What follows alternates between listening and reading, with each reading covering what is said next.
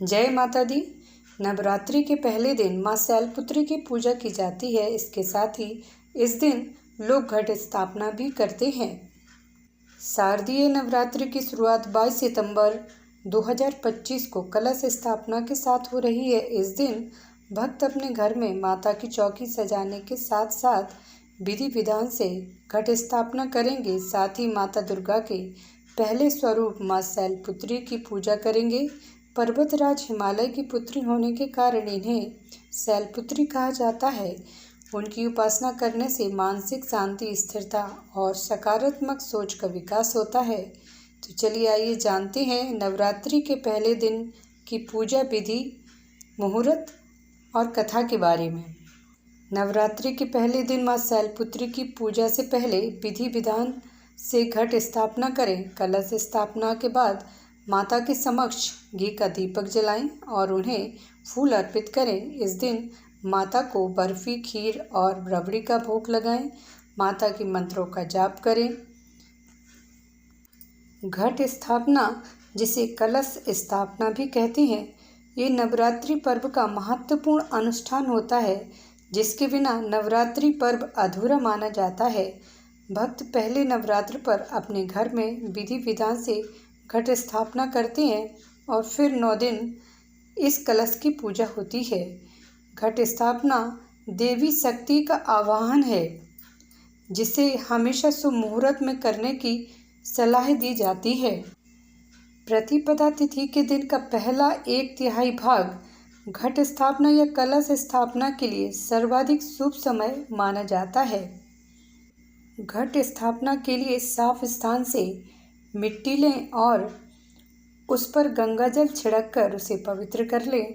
इस मिट्टी को चौड़े मुँह वाले बर्तन में रखें और उसमें जौ या सप्त धान्य बोएं। अब उसके ऊपर एक कलश में जल भर कर रखें और कलश के ऊपरी भाग में कलावा बांधें।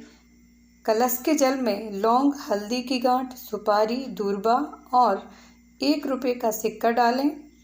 इसके बाद कलश के ऊपर आम या अशोक के पल्लव को रखें। अब एक नारियल लें, जिसे लाल कपड़े में लपेटकर कलश के ऊपर रखना है। नारियल पर माता की चुन्नी और कलावा जरूर बंधा होना चाहिए। इस तरह से कलश स्थापना करने के बाद फूल, कपूर, अगरबत्ती, ज्योत के साथ पंचोपचार पूजा करें। 9 दिनों तक माँ दुर्गा से संबंधित मंत्रों का जाप करें और उनकी विधि विधान से पूजा करें।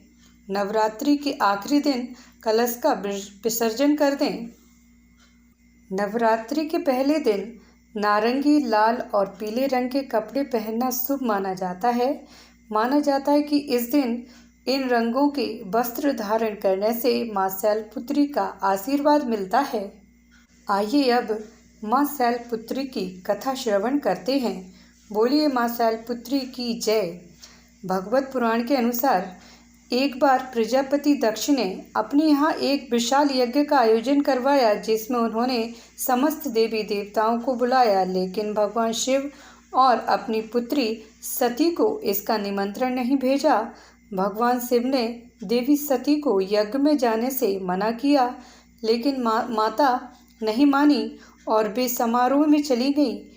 देवी सती के पिता ने यज्ञ में सती और भगवान शिव का खूब अपमान किया, जिससे माता को बहुत दुख हुआ और उन्होंने यज्ञ की वेदी में कूदकर अपने प्राणों की आहुति दे दी।